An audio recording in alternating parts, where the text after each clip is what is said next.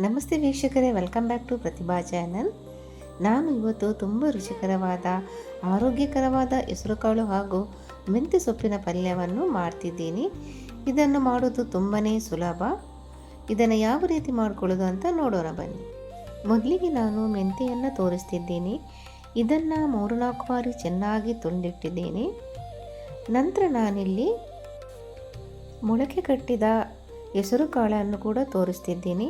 ಇದನ್ನು ಹಾಗೂ ಮೆಂತ್ಯ ಸೊಪ್ಪನ್ನು ಉಪಯೋಗಿಸಿಕೊಂಡು ಯಾವ ಥರ ಪಲ್ಯವನ್ನು ಮಾಡ್ಕೊಳ್ಳೋದಂತ ನೋಡೋಣ ಬನ್ನಿ. ಮೊದಲಿಗೆ ನಾನು ಒಂದು ಬಾಣಲೆಗೆ 3-4 ಸ್ಪೂನ್ ಆಗುವಷ್ಟು ಎಣ್ಣೆ ಹಾಕ್ಕೊಂಡಿದ್ದೇನೆ ಹಾಗೂ ಒಂದು 10 ಸ್ಪೂನಿನಷ್ಟು ಜೀರಿಗೆ ಕೂಡ ಹಾಕ್ಕೊಂಡಿದ್ದೇನೆ. ಇದು ಸ್ವಲ್ಪ ಫ್ರೈ ಆಗುವಷ್ಟರಲ್ಲಿ 1 ಸ್ಪೂನಿನಷ್ಟು ಉದ್ದಿನ ಬೇಳೆ ಇದನ್ನು ಕೂಡ ಸ್ವಲ್ಪ ಉರಿಯಲ್ಲಿ ಫ್ರೈ ಮಾಡಿಕೊಳ್ಬೇಕು. ನಂತರ ಸ್ವಲ್ಪ ಕರಿಬೇವು ಫ್ರೈ ಆಗುವಷ್ಟರಲ್ಲಿ ನಾನು ಇಲ್ಲಿ ಒಂದು 4 ಕಾಯಿ ಮೆಣಸನ್ನು ತಗೊಂಡಿದ್ದೇನೆ. ಸಣ್ಣದಾಗಿ ಕಟ್ ಮಾಡಿಕೊಂಡಂತಹ ಕಾಯಿ ಮೆಣಸು ಕೂಡ ಚೆನ್ನಾಗಿ ಫ್ರೈ ಮಾಡಿಕೊಳ್ಬೇಕು. ಇದು ಸ್ವಲ್ಪ ಫ್ರೈ ಆಗುವಷ್ಟರಲ್ಲಿ ನಾನು ಇಲ್ಲಿ ಒಂದು 5 ಬೆಳ್ಳುಳ್ಳಿಯನ್ನು ಜಜ್ಜಿಕೊಂಡಂತಹ ಬೆಳ್ಳುಳ್ಳಿಯನ್ನು ಕೂಡ ಸೇರಿಸ್ಕೊಂಡಿದ್ದೀನಿ. ಬೆಳ್ಳುಳ್ಳಿ ಕೂಡ ಚೆನ್ನಾಗಿ ಫ್ರೈ ಆದ ನಂತರ ನಾನಿಲ್ಲಿ 1 ಈರುಳ್ಳಿಯನ್ನು ತಗೊಂಡಿದ್ದೇನೆ. ಸಣ್ಣದಾಗಿ ಕಟ್ ಮಾಡಿಕೊಂಡಂತಹ ಈರುಳ್ಳಿಯನ್ನು ಕೂಡ ಫ್ರೈ ಮಾಡ್ಕೋಬೇಕು. ಈರುಳ್ಳಿಯನ್ನು ಫ್ರೈ ಮಾಡ್ಕೊಳ್ಳುವಾಗ ಕಲರ್ ಚೇಂಜ್ ಆಗೋ ತನಕ ಸ್ವಲ್ಪ ಫ್ರೈ ಮಾಡ್ಕೊಳ್ಬೇಕು. ಇವಾಗ ನಾನು ಟೊಮೆಟೊ ಕೂಡ ಆ್ಯಡ್ ಮಾಡ್ಕೊಂಡಿದ್ದೀನಿ. ಟೊಮೆಟೊವನ್ನು ಕೂಡ ಚೆನ್ನಾಗಿ ಫ್ರೈ ಮಾಡ್ಕೊಳ್ಬೇಕು. ಈರುಳ್ಳಿ ಟೊಮೆಟೊ ಎಲ್ಲವೂ ಫ್ರೈ ಆದ ನಂತರ ನಾನಿಲ್ಲಿ ಹೆಸರು ಕಾಳನ್ನು ಹಾಕ್ತಿದ್ದೀನಿ. ಇದನ್ನು ನೀಟಾಗಿ ಮಿಕ್ಸ್ ಮಾಡ್ಕೊಳ್ಬೇಕು. ಇವಾಗ ನಾವು ರುಚಿಗೆ ತಕ್ಕಷ್ಟು ಉಪ್ಪನ್ನು ಹಾಕೋಣ. ನಂತರ ಸ್ವಲ್ಪ ನೀರನ್ನು ಕೂಡ ಆ್ಯಡ್ ಮಾಡಬೇಕು. ಇದು ಅರ್ಧ ಬೆಂದರೆ ಸಾಕು, ಜಾಸ್ತಿ ಬೇಯೋದೇನು ಬೇಡ. ಇದನ್ನು ಒಂದು 10 ನಿಮಿಷಗಳ ಕಾಲ ಮುಚ್ಚಳವಿಟ್ಟು ಬೇಯಿಸೋಣ.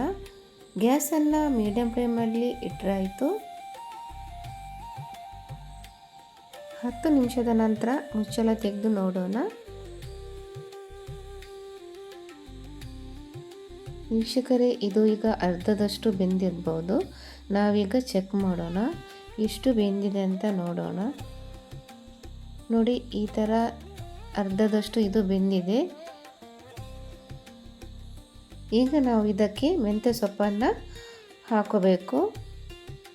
ವೀಕ್ಷಕರೇ, ನಾವು ಮೆಂತ್ಯ ಸೊಪ್ಪು ಎಲ್ಲ ಹಾಕಿದ ನಂತರ ಇದನ್ನು ನೀಟಾಗಿ ಮಿಕ್ಸ್ ಮಾಡ್ಕೋಬೇಕು. ವೀಕ್ಷಕರೇ, ಮೆಂತ್ಯ ಸೊಪ್ಪನ್ನು ಹಾಕಿದ ನಂತರ ಅದಕ್ಕೆ ನೀರನ್ನು ಆ್ಯಡ್ ಮಾಡ್ಕೋಬಾರ್ದು. ಯಾಕೆಂದರೆ ಮೆಂತ್ಯ ಸೊಪ್ಪು ಬೇಯಿಸುವಾಗ ಅದರಲ್ಲಿ ನೀರು ಬಿಡುವುದರಿಂದ ಅದಕ್ಕೆ ನೀರಿನ ಅವಶ್ಯಕತೆ ಏನಿಲ್ಲ. ಈಗ ನಾನಿಲ್ಲಿ 1/4 ಸ್ಪೂನಿನಷ್ಟು ಅರಿಶಿನ ಪೌಡ್ರ್ ಕೂಡ ಆ್ಯಡ್ ಮಾಡ್ಕೊಂಡಿದ್ದೀನಿ. ಇದನ್ನು ಚೆನ್ನಾಗಿ ಮಿಕ್ಸ್ ಮಾಡ್ಕೋಬೇಕು. ನಂತರ ಇದನ್ನು ಮುಚ್ಚಳವಿಟ್ಟು ಬೇಯಿಸೋಣ. ಒಂದು 10 ನಿಮಿಷಗಳ ಕಾಲ ಬೇಯಿಸಿದ್ರೆ ಆಯಿತು. ನೋಡೋಣ, 10 ನಿಮಿಷ ಆಗಿದೆ. ನೋಡಿ, ಈಗ ಕರೆಕ್ಟಾಗಿದೆ. ಎಲ್ಲನೂ ಕೂಡ ಕರೆಕ್ಟಾಗಿ ಬೆಂದಿದೆ.